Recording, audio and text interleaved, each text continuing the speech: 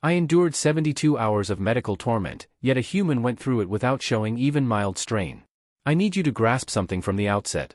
I, Krell of the Vokorian Medical Collective, was not merely competent in medicine. No. I was outstanding, ranked at the top of my cohort for 3 consecutive years. My research on cellular regeneration had been published across 7 separate star systems. When I moved through the corridors of Meridian Crossing Medical Institute, other students stepped aside. Not from fear, but from respect, the kind reserved for someone clearly superior in skill. And my excellence was not unique. The institute admitted only the finest candidates. Vaxerans like myself, naturally. Felon students with their four-lobed brains and flawless memory recall. A small number of Karate who were reasonably skilled in surgery. Together, we represented the elite, the top 0.01% of medical students in the known galaxy. Our instructors were renowned figures. Our equipment was unparalleled. Our careers were assured.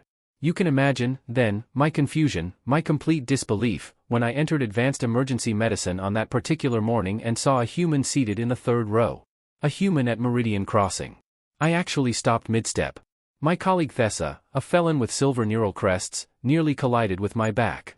"Krell, what are you doing?" she hissed, her translator clicking with irritation.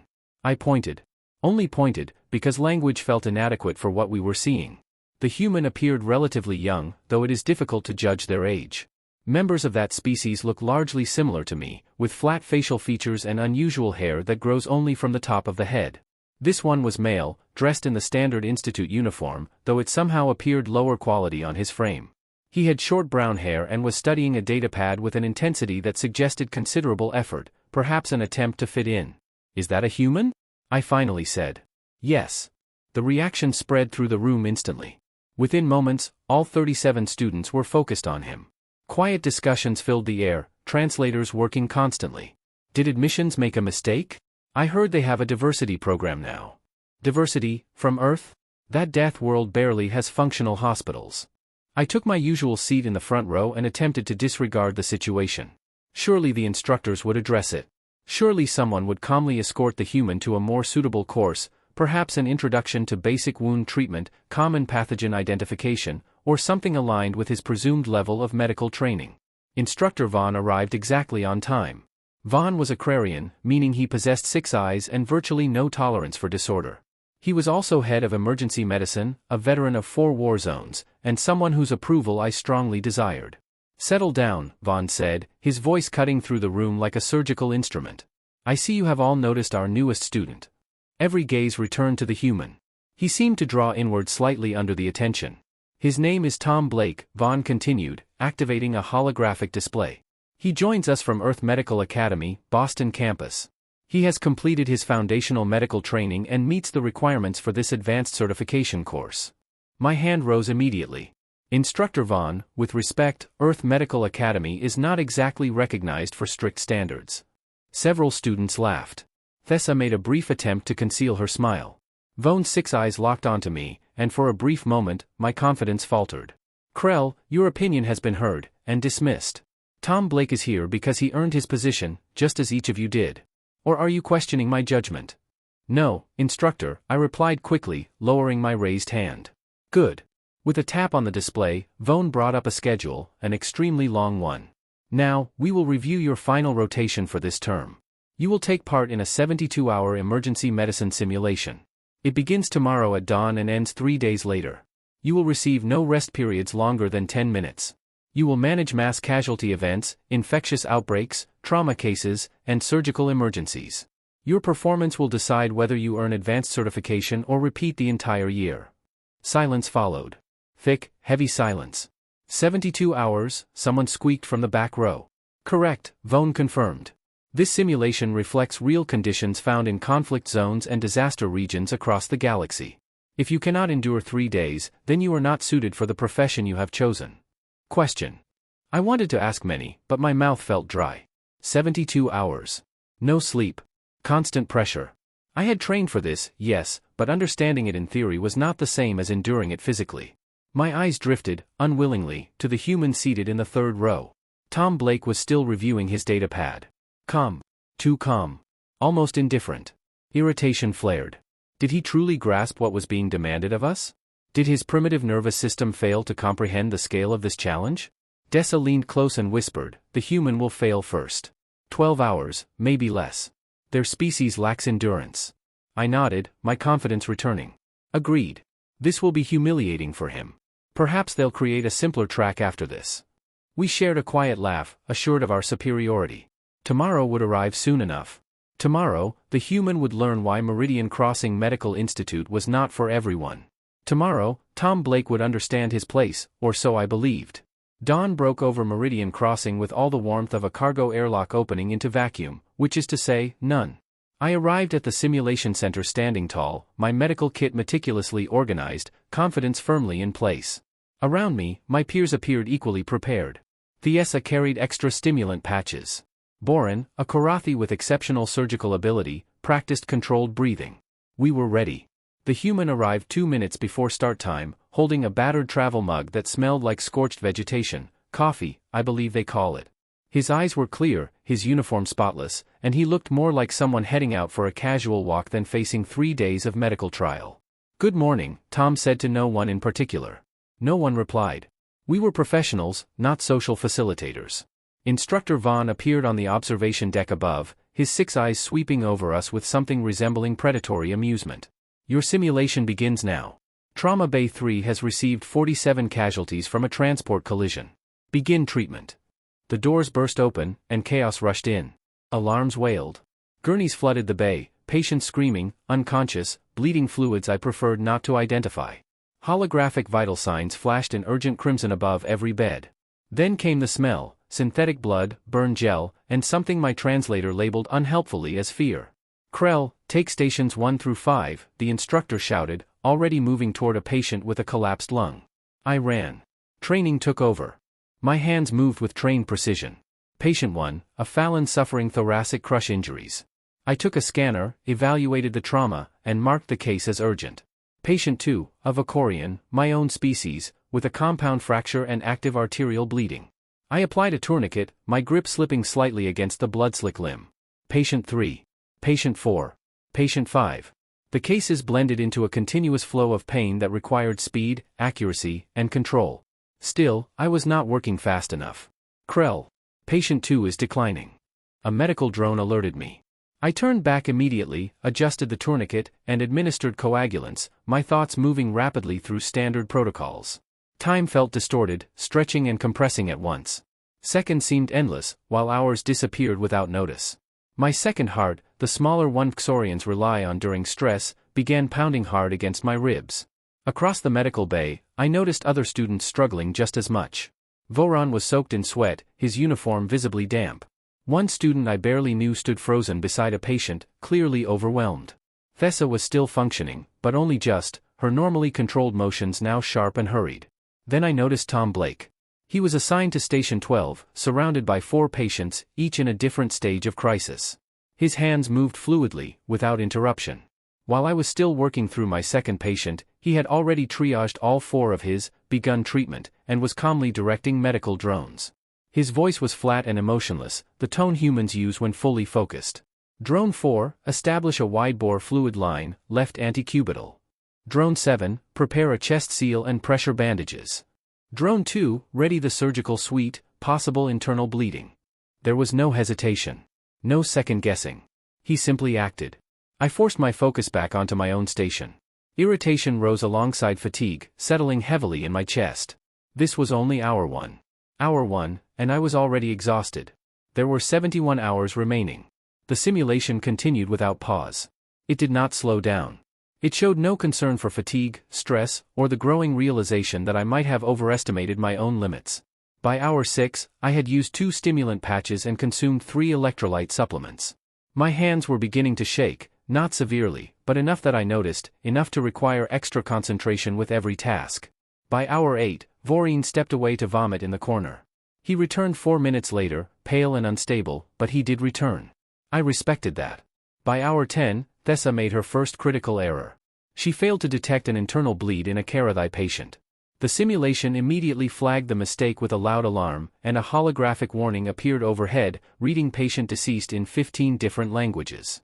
She remained in place, reading the words as her silver neural crest sagged with embarrassment. By hour 12, I honestly began to think that I might not make it. Not in a literal sense, of course, but my body clearly believed otherwise. My primary heart was pounding. My secondary heart felt as if it might force its way out through my ribs. My legs ached. My back ached. My eyes ached. Even parts of me I never knew could hurt were aching. I reached for my fourth stimulant patch and pressed it to my neck, accepting the sharp chemical sting that came with artificial wakefulness. Then I made the mistake of glancing at Tom Blake again. He was still working, still moving with the same smooth efficiency. His uniform showed hardly a crease. His expression reflected focus, yes, but not strain, not fatigue, not the overwhelming exhaustion consuming me from within. He took a sip of his burnt plant-based drink, placed it aside, and went back to stitching a laceration on a felon patient, his hands steady and precise. "How?" I murmured, my translator barely registering the word. Essa came to my side, looking exhausted and pale. "The Human. Have you been watching The Human?" "Yes," I replied. He hasn't paused. Not even once. No stimulants. No supplements. He just continues. "Perhaps humans process energy differently," I offered, though my tone lacked confidence. "Perhaps," she said, sounding just as uncertain. Another surge of patients arrived. More injuries, more disorder, more decisions that could not wait, and never enough time. I returned to my duties because there was no alternative. Walk away? Accept failure? Admit that maybe, just maybe, I was not as exceptional as I had assumed? No. Absolutely not. Yet somewhere deep in my thoughts, a quiet and unwelcome voice suggested an idea I was unwilling to face. The Human was not faltering. The Human was excelling. And we still had 60 hours remaining. Hour 36 arrived with the subtlety of a meteor impact, meaning none at all. I was not asleep. Let me be precise about that. I was merely resting my eyes while standing upright, leaning against a supply cabinet, with my hands still technically gripping a suture kit. That does not qualify as sleep. That is deliberate energy management. My body objected loudly, protesting in every biological signal it possessed. But my pride refused to allow me to collapse. Around me, the simulation bay resembled a battlefield, not the orderly kind shown in training halls, but the real, chaotic, and unpleasant kind. Boren had completely shut down around hour 32. He sat in a corner, staring into empty space, occasionally murmuring numbers that meant nothing. 2 other students had already been escorted out by medical staff for their own protection. Thessa was still operational, though barely, moving as if through heavy resistance. Her neural crests drooped, dull and drained of color against her skull. The simulation had not eased. If anything, Instructor Vone had raised the difficulty. We had managed a radiation exposure case, a biological contamination event, 3 separate surgical crises, and one involving a species I had never encountered before, whose blood became acidic upon contact with oxygen. That scenario was especially instructive, which is to say deeply unpleasant. My stimulant patches had stopped being effective. I had used 7. My system had adapted. At that point, I was operating on little more than stubbornness and refusal to quit. And then there was Tom Blake. The Human was assisting a Karathi student named Prel, who had frozen during a complex cardiovascular repair. Tom was not performing the procedure for him. That would have violated protocol. Instead, he spoke Prel through each step, his voice even and controlled, entirely lacking the fatigue that should have overwhelmed him by then. "All right, Prel, you're doing well. Now clamp the superior vena. Gentle pressure. Yes, like that. Good. Now we can identify the tear." Prel's hands were shaking so badly I thought he might injure himself. Tom simply shifted slightly to improve the lighting and continued his calm guidance. I disliked him intensely. I truly, profoundly disliked him in that moment. Not because he was human, but because he made everything look effortless. Because he was supporting others while I could barely manage myself. Because every belief I had formed about his species, his training, and his limits was collapsing like a sand figure in a storm. Krell. Incoming patient. Station 7. A medical drone chirped the alert. I pushed away from the supply cabinet, staggered for a moment, steadied myself, and headed toward Station 7. The holographic display showed routine metrics, moderate trauma, nothing I had not treated dozens of times over the past day and a half. I could handle this. I was a Vorin. I was elite. The alarms changed. Not simulation alerts, different ones. Real alarms. The overhead lights shifted from simulation amber to emergency blue, and Instructor Vone's voice cut through the noise with sharp clarity. All students, stop current activities. We have an actual medical emergency inbound. This is not a drill. Prepare for critical trauma. ETA 90 seconds. The simulated patients disappeared, holographic forms blinking out. The sudden quiet felt heavier than the chaos before it. We stood there unsteady, drained, and confused. A real emergency? Thessa whispered beside me. Apparently the universe does not care about our training schedule, I muttered, forcing my scattered thoughts into something resembling focus. The bay doors burst open as the emergency response team rushed in with a gurney. On it lay a Earthborn engineer, Vone's own species, and the injuries were severe. Chest trauma. Massive bleeding. Partial cranial collapse. Vital signs falling faster than my confidence. The team leader, a hardened felon medic, delivered the report. Docking accident. Explosive decompression. He was outside the safety zone when a coupling failed. We have maybe 5 minutes before total system failure. Instructor Vone was suddenly on the floor with us, no longer in the observation deck, and I saw something I had never seen on his face before: fear. I need my strongest team now, he said. Who is still operational? Silence. We looked at one another, at trembling hands, exhausted expressions, and completely depleted reserves. I wanted to step forward. I wanted to be the student who met the moment and proved their value when it mattered. But my body did not respond. My mind was shouting protocols, but they tangled together, blending into useless noise. Vesa took a partial step forward, then froze, her confidence fading. Borin remained seated in the corner, ineffective. We were the top students from the galaxy's finest medical institute, and we stood frozen like untrained novices. I can help. The voice was calm, steady, controlled. Tom Blake stepped forward, his scorched vegetation drink abandoned on the counter. His eyes were focused, his hands stable. He looked at the dying Earthborn on the gurney like someone who had faced this situation countless times before. I can help, he said again. Say it louder. Instructor Vone studied him for 2 seconds. In that brief pause, I could see calculations racing behind his 6 eyes. Then he gave a sharp, decisive nod. Your lead. Tell me what you need. Tom moved to the gurney, already evaluating the injuries. I need a thoracic kit, for units of Ctheran universal blood substitute, and someone who can hold a retractor without losing consciousness. The chest cavity is compromised. There's active bleeding from what appears to be the primary cardiac vessel. We have about 3 minutes before brain damage becomes irreversible. He was not making a request. He was not offering a suggestion. He was stating facts and issuing commands, and his voice carried complete certainty. Drone team, prepare for an emergency thoracotomy. Instructor Vone, I need you at the head. Monitor neural activity and manage the airway. Someone get more light. I cannot see clearly in this bay. I watched, frozen in place, as the human took control. He opened the chest cavity with precise, assured movements, reached into the wound without hesitation, and began manually compressing the damaged vessel while directing drones to suction blood and fully expose the injury. There. I see it. Vascular clamp, now. A drone passed him the instrument. He applied it in one smooth motion, and the catastrophic bleeding slowed to a controllable flow. The vital signs stabilized, barely, hovering in the critical but survivable range.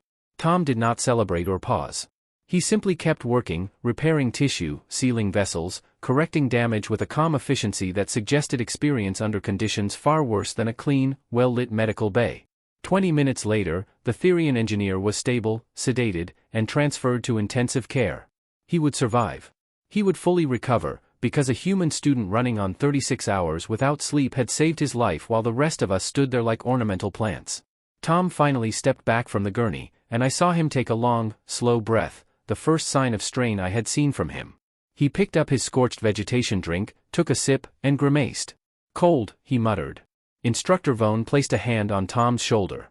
All 6 eyes were fixed on him with something that looked uncomfortably like respect. Well done, Blake. Exceptionally well done. Tom simply nodded. Thank you, Instructor. Should we resume the simulation? Should we resume the simulation? As if he had not just achieved the impossible. As if he were not completely exhausted. As if the rest of us were not close to total collapse. I looked at Thessa. She looked back at me. In that shared glance, we both accepted the same unsettling truth. We were not the elite. We never had been. We had simply never been tested against someone from a death world before. Hour 52 found me sitting on the floor, not leaning, not resting strategically. Actually sitting, my back against the wall and my legs stretched out in front of me like a damaged medical drone waiting for repairs. My pride had finally, mercifully faded somewhere around hour 47, and its absence felt almost like relief. The simulation continued, because of course it did. I was beginning to understand that the universe had a very poor sense of humor. I survived through pure stubbornness and because Tom Blake kept quietly fixing my errors before they became deadly. He would walk past my station, glance at my work, and calmly say things like, "You may want to double-check that dosage." Or, "That suture line looks a little tight. Try loosening it." Every time, he was correct. Without exception. Dessa collapsed at hour 49. She simply stopped moving in the middle of a procedure and fell, as if her bones had turned to liquid. Medical staff carried her away. She was the 17th student removed. From the original 37 participants, only 12 of us remained even remotely operational, and I use the word operational very generously. Tom Blake passed by, noticed me sitting there, and paused. He looked down at me with an expression that could have been concern or pity. With humans, it was difficult to tell. Their facial structures were uncomfortably similar. "You okay, Krell?" he asked. "Dying." "Okay," I croaked. My voice sounded like metal scraping metal. "If you mean whether I'm still breathing, then yes. If you mean anything beyond that, then no." He sat down beside me, actually sat on the floor, and pulled out another container of that burnt vegetation drink from somewhere. He took a sip and offered it to me. "Coffee," he said. I stared at the container as if it might detonate. "What is in that?" "Caffeine. Mostly. It helps. I have used 7 stimulant patches. Nothing helps anymore." "Yeah, stimulants stop working after a while," Tom replied, nodding as if this were common knowledge. "Your body builds tolerance. Coffee is weaker, but it lasts longer during extended shifts." Extended shifts. He called this an extended shift, as if 72 hours of non-stop medical crises were routine. As if it were just another workday. "How are you still functioning?" I asked, too exhausted to hide the strain in my voice. "I need to understand. Is it genetic? Do humans have additional organs we don't know about? Some kind of hidden stamina system? What is the method?" Tom laughed. Actually laughed. It was brief and tired, and somehow made him seem more alien than ever. "No method, Krell," he said. "This is normal for us." "Normal?" I repeated, the word feeling false the moment I said it. "Yeah. Normal." He took another sip of his coffee. "During my residency back on Earth, I worked 80, sometimes 100, hours a week. 30-hour shifts were routine. You'd arrive Monday morning and not leave until Tuesday afternoon, deal with whatever came through the doors, sleep 4 hours if you were lucky, then do it all over again." I stared at him. My translator must have glitched. 30-hour shifts, that's illegal. It violates every medical labor law in the Galactic Health Accord. Earth isn't part of the Galactic Health Accord, Tom said plainly. And yeah, it probably should be illegal. We lose doctors to burnout, mental health crises, sometimes worse. But that's how we train. You learn to function when you're exhausted. When you're afraid. When everything is falling apart and you're the only thing between a patient and death. You learn because you don't have a choice. "That's barbaric," I whispered. "That's Earth." He looked at me, his eyes tired but steady. "You know what we call your planet, Krell? Vacoria Prime. We call it a paradise world. Perfect gravity. Perfect atmosphere. Perfect temperature control. Your hospitals are clean, organized, and properly staffed. You have medical drones that handle half the workload. You train in ideal conditions. And that's bad?" I asked, honestly confused. "No. Not bad. Lucky. You're incredibly lucky. But it means when things go wrong, when conditions stop being ideal, you don't have the experience to manage it." He gestured around the simulation bay. "This right here? This is a quiet Tuesday night in a level 1 trauma center in Detroit, or Mumbai, or Sao Paulo. This is baseline for us." My 2 hearts, both barely functioning by now, seemed to stop. "This is baseline," I repeated. "Yeah. But you said you lose doctors. That the training breaks people." "It does," Tom agreed. "About 30% burnout within 5 years. Another 20% develop substance abuse issues or depression. Earth medical training isn't good, Krell. It's brutal, damaging, and desperately needs reform. But it does create doctors who can operate in absolutely terrible conditions, because we're from a death world, and terrible conditions are kind of our specialty." I sat there, trying to process it all, my exhausted mind struggling to rebuild my understanding of the universe. We were the elite, or so I had believed. The best. Best compared to what? Best under which conditions? A shadow fell over us. I looked up to see Instructor Vaughn standing there, all 6 eyes fixed on our conversation. I tried to stand, failed, and gave up. If he intended to discipline me for sitting during the simulation, he'd have to do it while I was on the floor. Blake is correct. Vaughn spoke, his voice carrying across the bay. The few students still working paused and turned to listen. "I designed this simulation to match standard Earth medical training conditions," he said. Do you know why? No one replied. We were exhausted and humbled, because this class, this entire cohort, had been the most arrogant group of students he had ever taught. We arrived believing we were superior, convinced that our species, our education, and our biology made us better than everyone else. We looked down on others. We mocked a human student simply for daring to study beside us. I felt shame cut through my fatigue. He was talking about me. About all of us. So I decided to show you the truth, Vaughn continued. The truth is that the species you ridicule, the planet you label primitive, produces medical professionals who operate at a level most of you cannot even understand. Not because they are better. Not because they are superior. But because they have no choice. Their world is harsh and unforgiving. They adapt, or they die. He looked at Tom, something like respect visible in all 6 of his eyes. Earth's medical training is brutal. It is unforgiving. It harms good people and breaks brilliant minds. It should not be necessary. But it exists because Earth is a death world, and death worlds do not create gentle survivors. Tom shifted uneasily beside me. Instructor, he said, I appreciate the intent, but I'm not trying to make anyone feel bad. I'm just doing what I was trained to do. I know, Vaughn replied. And that, Blake, is exactly the point. He walked away, leaving us seated amid the ruins of our assumptions. Around the bay, the remaining students looked at one another, at Tom, and at themselves, seeing, perhaps for the first time, what I was seeing. We were not superior. We had simply never been properly tested. We had mistaken privilege for excellence, ideal conditions for skill, and comfort for competence. And it took a human from a so-called primitive death world, with harsh training methods and terrible coffee, to teach us that lesson. I'm sorry, I said quietly. For how I treated you when you arrived. For assuming you didn't belong here. Tom looked at me, surprised. Then he smiled, small, sincere.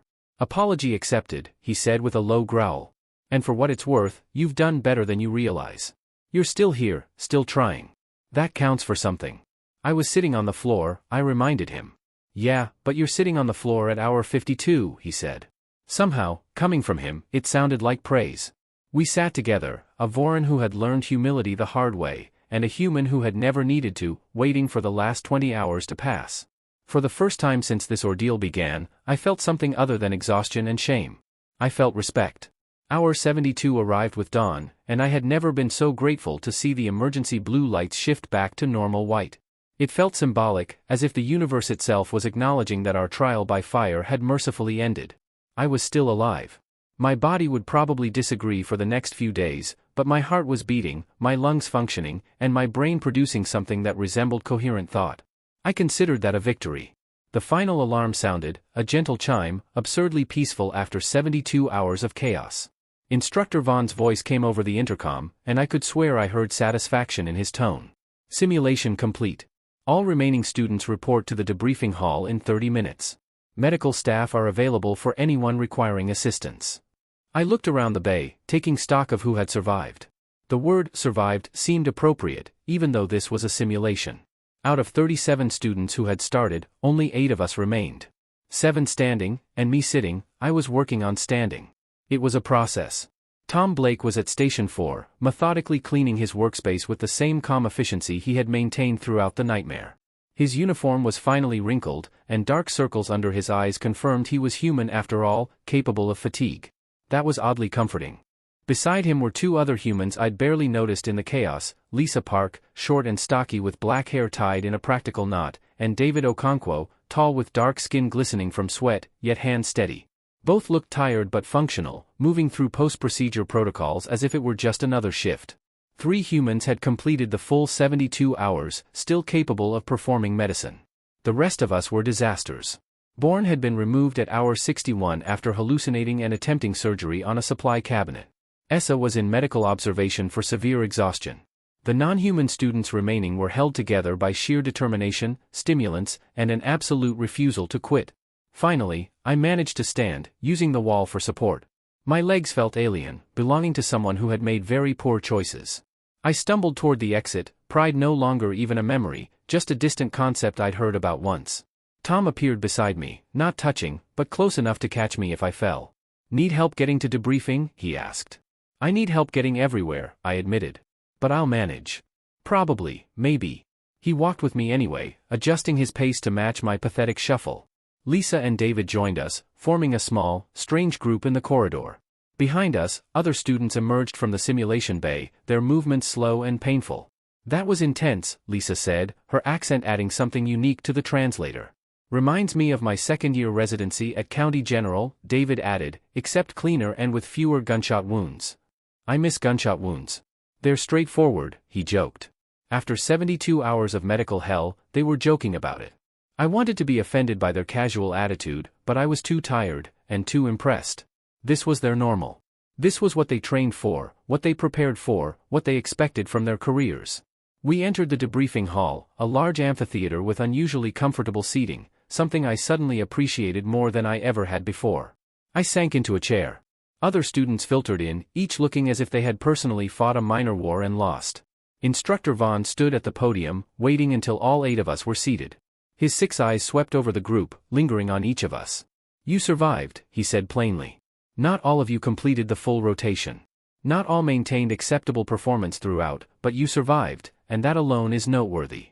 A holographic display materialized, showing statistics, pass rates, error frequencies, response times. The data was unflattering for most of us.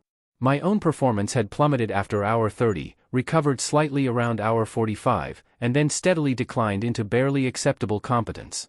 Then Vaughn switched to the human scores. Tom, Lisa, and David had remained consistent throughout all 72 hours. Not perfect, but steady. Their errors were minimal. Their response times even improved over time, as if they had needed a warm-up. 3 students had completed the simulation at a level I would expect from certified emergency medicine specialists. Vaughn said, all 3 are human. All 3 trained on Earth. All 3 experienced conditions during their education that make our simulation look easy by comparison. He paused, letting it sink in. This wasn't luck. This wasn't genetic advantage.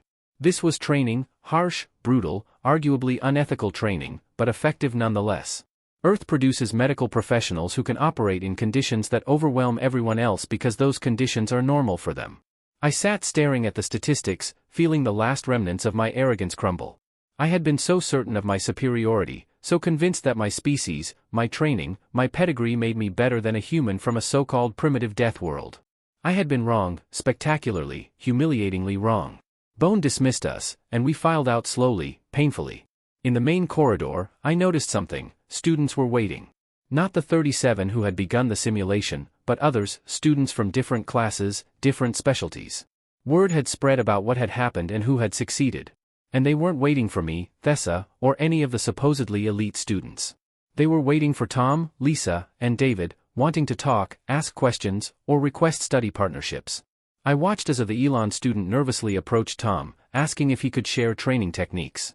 A Karate asked Lisa about stress management. A group of 4 swarmed David, peppering him with questions about Earth medical protocols. The humans looked uneasy under the attention but responded graciously and patiently, taking every question seriously. They didn't gloat. They didn't mock. They simply helped, because that was what they did. I stood there watching and felt something shift inside me. Respect, yes. Humility, certainly. But also curiosity. Genuine curiosity about Earth, about human medicine, about the training that shaped professionals like this. Tom noticed me watching and stepped over, leaving the group behind. You okay, Krell? He asked. I will be, I replied. Eventually, after I sleep for about 100 hours. I paused, then asked the question that had been pressing in my mind. Tom, would you be willing to study with me and exchange knowledge? I know I have no right to ask after how I treated you at first, but I want to learn. I want to understand how you do what you do. He smiled, the small, sincere smile I was starting to recognize. Of course. I'd be glad to. And Krell, about how you treated me, we're past that. We went through the trial together. That matters. It does, I said, feeling a sense of relief settle in. Around us, the clinic continued to fill with students looking for human study partners, seeking insight from the species we had once mocked and dismissed. The dawn light through the station window seemed somehow brighter, revealing a future I had not anticipated. I had arrived at Meridian Crossing believing I was elite, superior, destined for success because of my species and lineage. I was leaving that belief behind and replacing it with something better, humility, respect, and the understanding that excellence was not defined by origin or inherited advantage. It was defined by actions taken when conditions were severe, when everything was collapsing, and when you were the only barrier between life and death. It was what humans called just another Tuesday. I wanted to learn everything they were willing to teach. The so-called primitive Earthborn, as I had labeled them. The species I believed needed to be humbled. But the one who truly needed that lesson had been me. They taught it with professionalism, skill, and burnt vegetation drinks I still did not understand. I would never underestimate a human again. More importantly, I would never judge anyone again based on assumptions or arrogance. Dawn had broken over Meridian Crossing, and with it, my perspective had finally, painfully, grown.